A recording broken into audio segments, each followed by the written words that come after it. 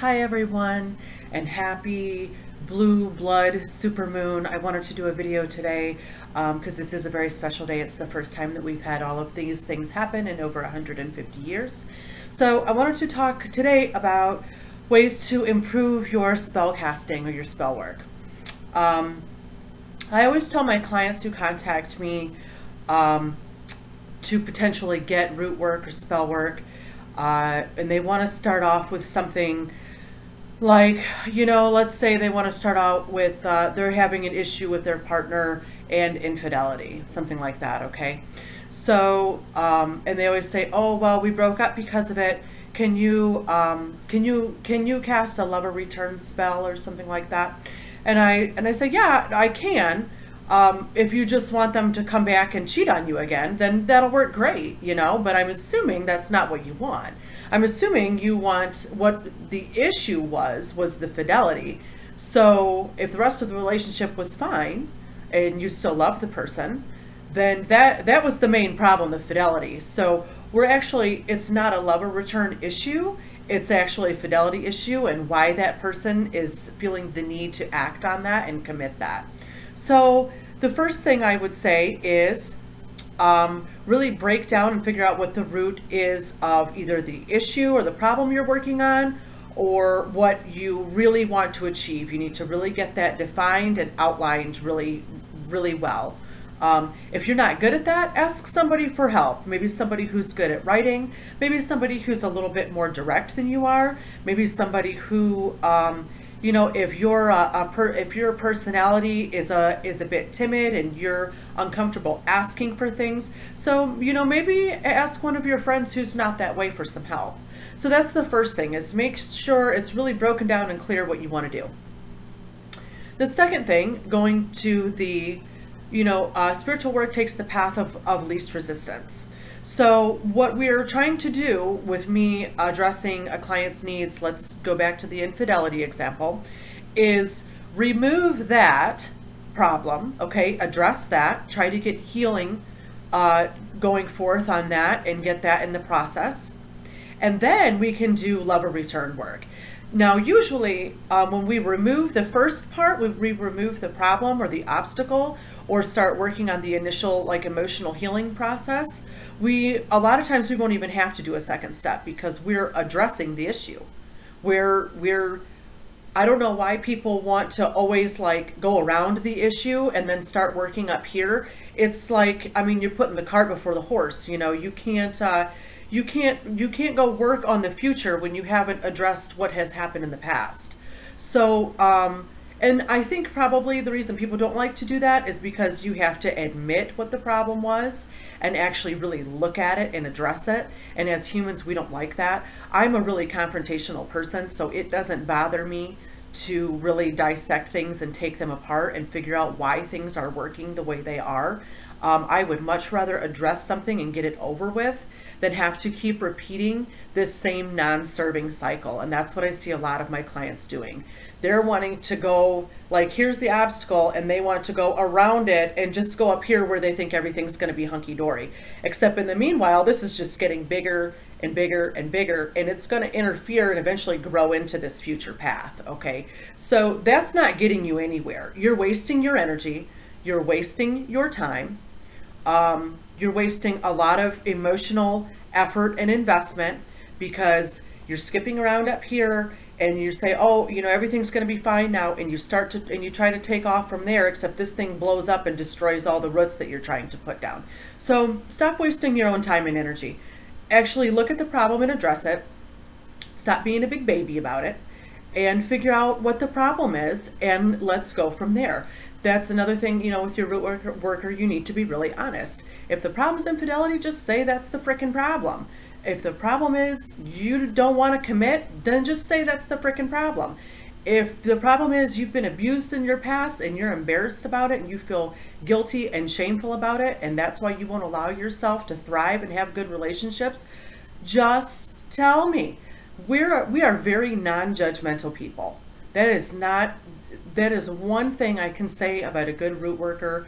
We were not put here on this planet with a judgmental personality. because we're here to listen to all your crap. All we're interested in is trying to fix it. We've got our own crap too. That's how we're able to serve so well, is because we already admitted all our crap and fixed it. So it's not like we're perfect or anything. It's just that, you know, we already hoed that road. So, you know, so make sure, you know, don't be afraid to trust. Don't be afraid to trust. That's my point. Okay. So I got off on a little tangent there. The second thing is, after you've been really upfront about it, and you're clear about it, and you're making sure to address your obstacle and not go around it.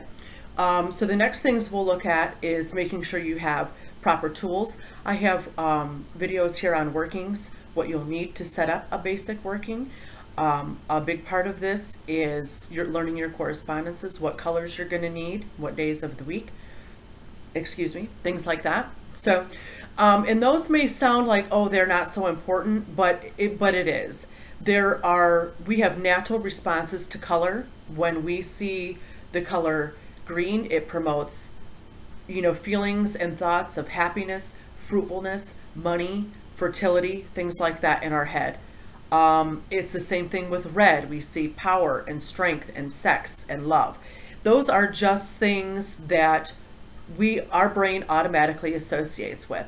So my point is that you have these things already going for you in your environment: colors, moon phase, days of the week. So why don't you, if you just take a little bit of time to plan, really observe what's going on in your life and plan give yourself, you know, 2, 3, 4 days a week to plan something in advance. Get the correct day picked out. I have a video on that also. Get your color correspondences ready. And if you have the time to look forward in your month, try to plan according to proper moon phase. So these are all these things that you already have backing you up and are underneath you. You just have to take the time to look at them and actually plan things out a little bit. So this goes back to my spiritual practice maintenance sort of thing, okay? I'm not a proponent of not doing anything all year about your life, and then all of a sudden your relationship's falling apart, you've lost your job, and your health isn't great. Well, it's because you've been completely denying or ignoring the spiritual aspects of your life and your own spiritual health. So if you're working on these things regularly, which this is where the correspondences come into play, if you're routinely looking at the month ahead and saying, okay, astrologically, this would be a good time for this, or this moon phase is happening in a week or two, what do I need to work on now that would coincide with that?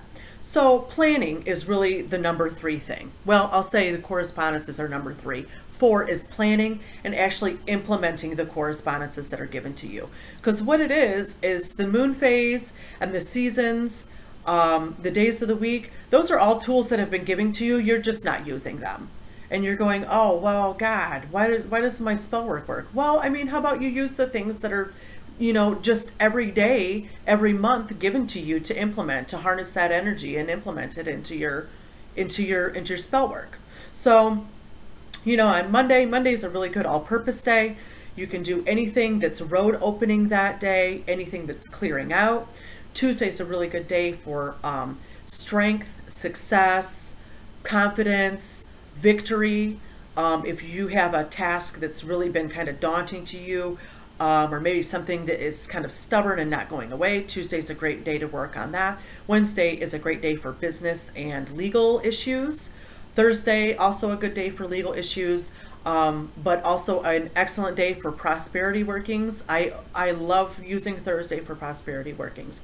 It would be a good day for employment too. Also Monday for employment, because if you're looking to gain new employment, but if you're looking to just get someplace in your already established place of employment, Thursday would be great. Friday, love, family, also wealth and prosperity, really working on your relationships, health. Saturday's a great one for health also. fertility also on Saturday. Sunday is another good all-purpose day, but I try to stick to really like success and prosperity things that day because it's ruled by the sun. So I think that that's another really, I think that's a good day to sort of give a boost to things maybe that are already going on. So your moon phases, okay, we'll just break it down really simply. You've probably heard it a million times, but in case you haven't, right now we're in a full moon. So this is a great time for manifestation. The super blue blood moon that we're having right now in particular is a great time to be aware of opportunities and events that are coming up for you that are going to be positive. They're not going to be negative. So if you have an opportunity presented to you, maybe somebody contacts you about, I don't know, about an interview or writing an article, or they want you to come to this extra meeting at work, or you know, I don't know, a friend says, oh, hey, you know, I know somebody in your line of work, they wanted to get together and talk to you. Why don't we all go out for dinner or lunch or something? Just say yes. Just say yes. I say yes to everything because I never know who's going to be there or what opportunity is going to be there. So I don't say no to anything. I show up to everything that I can show up to, because for me, it's like if somebody took the time to think of me and invite me to it, then most likely it's already got positive energy behind it and I'm going to get something out of that, you know? So stop being so pessimistic, be optimistic. Just, you know, sometimes you just gotta put old Sally's sad sack behind you and you just gotta put yourself out there, okay? And see what's waiting for you. If you don't, then nothing's ever going to happen for you because you're just sitting at home, you're doing the same old crap. You're not going out doing anything new. If you don't go do anything new or say yes to some things, then nothing's ever going to change for you. That's so that's probably number, I don't know, what number are we on now? 5, 6, 7, who cares? So make sure that you're saying yes and you're putting yourself out there. Okay, back to the moon phases. So full moon. Be aware, symbolism around you, opportunities coming up, possible prosperous or successful events that are being revealed to you. Take advantage of them. Don't say no. Okay, so after full moon, that's when it's at its biggest. It goes into waning. It's getting smaller. So now you want to, this is a good time to get rid of stuff, okay? So if you want to do a, you know, cleansing on your house to get the junk out, or you have something in yourself you've been working on that you don't like, there's a particular personality aspect you don't like, maybe it's being a no person and being a Sally sad sack. So these are things that we want to get rid of now. You have to be honest with yourself. What sucks in my life right now? What am I not good at? What's not working out for me? What do I need to release? What am I spending too much time on that's wasting my time and energy and taking it away from places I could be investing in success for myself, okay? So that's waning. Think of waning, draining. That's how, when I was really young, I don't know, like 11 or something, somebody taught me that. I don't remember who. But think of waning as draining. The stuff that you want to drain away from you, the waning phase is the time. Okay, waxing is next, okay? Or you're going to have the new moon, I'm sorry, duh. Okay, so the new moon comes after that.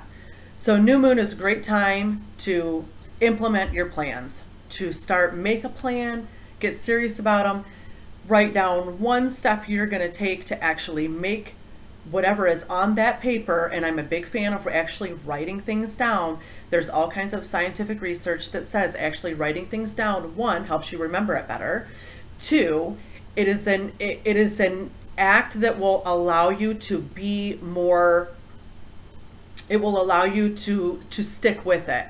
If you write it down, it is more likely to come to fruition. It is more likely that you are going to do it, you know?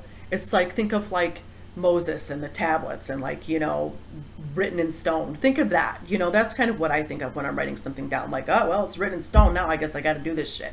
So new moon is it's time to just really get ready, get your A game ready and knock it out of the park, okay?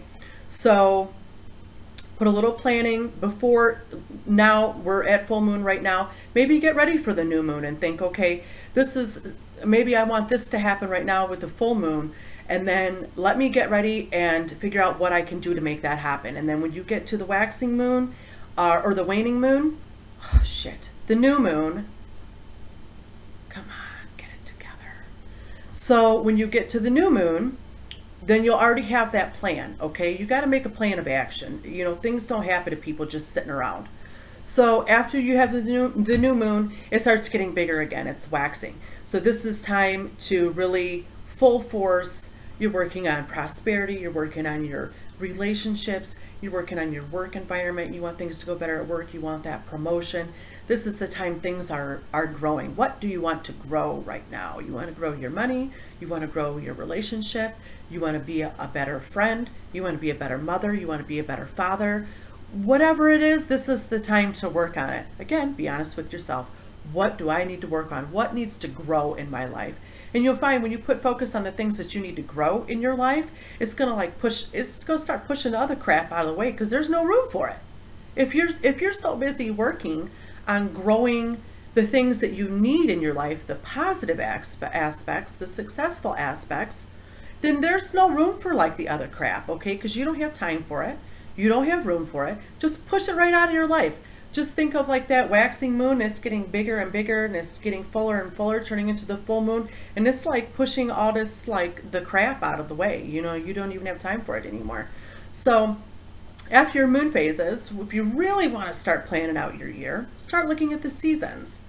Wintertime, time of rest, renewal, where you really, you're using your intuition and you're really doing self-reflection, what you want for the coming year. Things are quieter, things are hibernating and things are dormant outside. So this is the time to really, look inside yourself, so really have some self-reflection, and think about what you want to prepare for the next year. Rest, but begin your plans, okay? Springtime, stuff's starting to happen. It's starting to come back. Maybe you're getting a little more social. You're starting to get out of your house a little more because it's not snowing or it's not freezing out or whatever, however it is where you live. And things are starting to bud and bloom. So what do you want to work on? What's like a huge plan and you've been so scared to attack it? So the springtime is a great time to start on that. Just start on the tiniest little part of it, even if it's just writing it down. Something that's been scaring the shit out of you, but you really want to do.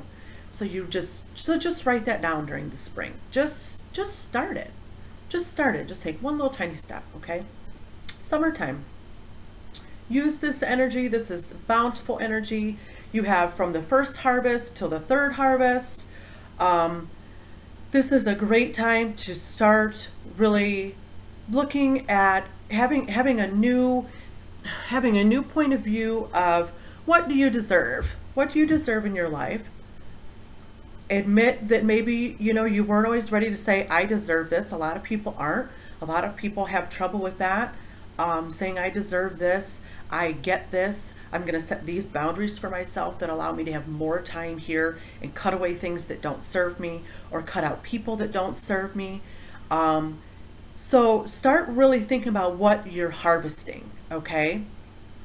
So cut away, we're reaping and sowing, cut away the things that don't serve you. You're pulling out weeds,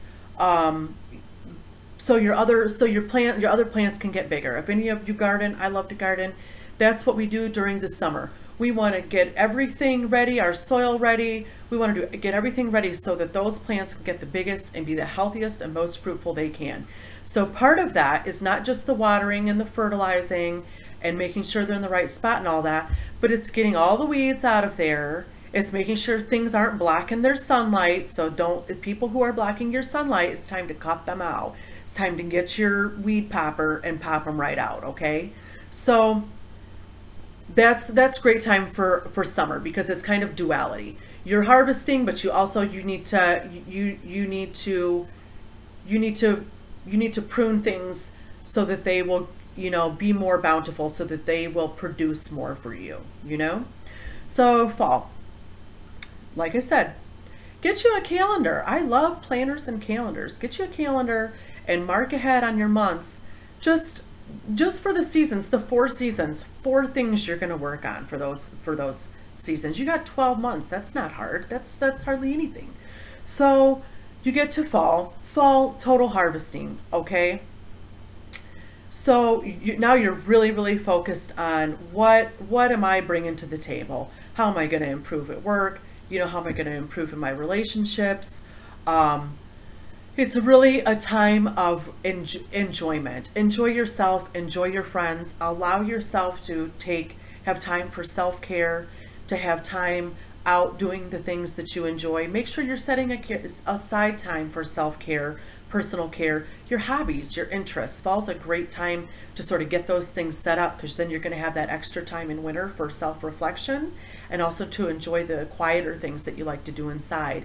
Maybe there's a bunch of, root work or spell books that you want to read and you want to get caught up on those. So, buy a couple, get ready for the fall, get your highlighters ready so you can highlight your areas. How about buying a new journal so that you can write down maybe the recipes that you saw in those books and put them in that. So that's all sort of, harvesting, but then again, preparation until winter, because we're going back in that. All of this stuff is related. You just have to look at it and you have to implement it. These are tools that are here and ready and waiting for you. And I just want you to get a little bit of motivation from this video to actually utilize them and apply them to your life. And give yourself 1 year of doing these things. Give yourself 1 year of organizing these things and coinciding these things. And then, at the beginning of the time when you started, right where you were in a journal, and after a year, see what has changed for you. Really keep track of it. Be mindful of it. Be aware of it. And I will bet you that you're going to see some really positive change in your spell work, your personal life, your spiritual life, your physical life. I think you'll feel better. Control does a lot for us. When we feel in control of our lives, that is really all anything that anybody is looking for, is control over their lives. And these are the tools that are going to give you that control. It's just that people don't use them because we just don't look at the spiritual side of our lives. So what I'm telling you is to stop ignoring that. By ignoring it, you have a part of your life that is really deteriorating, and it is unhealthy, and it infects other areas of your life. So take these tools, apply them to your spiritual life, get your spiritual life going, and I wish you guys all the best. I hope that you will implement some of these, and I hope you enjoyed the video. If you have any comments, leave them below, and I hope you guys have a great rest of the week. Bye.